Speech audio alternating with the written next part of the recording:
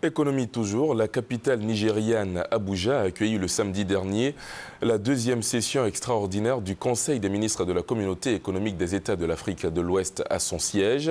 Au menu, le choix des nouveaux membres de la commission de l'institution. Le compte-rendu de Juliette Ouéa. La réunion extraordinaire des ministres a validé le choix des nouveaux membres de la Commission de la Communauté économique des États de l'Afrique de l'Ouest. Sur les 9 postes de commissaires en fin de mandat, après 4 années de fonction, 7 nouvelles attributions ont été faites.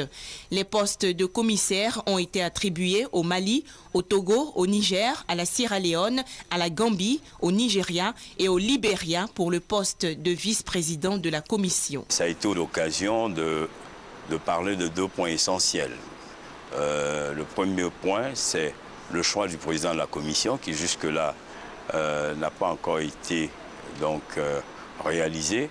Et le deuxième point qui est très important pour la Côte d'Ivoire, c'est que depuis une dizaine d'années, la Côte d'Ivoire n'avait pas payé ses contributions et que la Côte d'Ivoire donc accusait un retard qui est un élément très souvent utilisé comme élément éliminatoire. La commission est l'instance d'exécution de la CEDEAO. Elle compte 9 commissaires qui interviennent dans les domaines de l'agriculture, de l'environnement, des ressources en eau, du commerce, des douanes, de l'industrie, de l'énergie, de la libre circulation, du tourisme, de la macroéconomie, de l'administration et des finances et de la sécurité en Afrique de l'Ouest.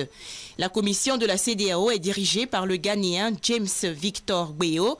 Les nouveaux commissaires de la CEDEAO vont prendre fonction le mercredi 1er février 2012.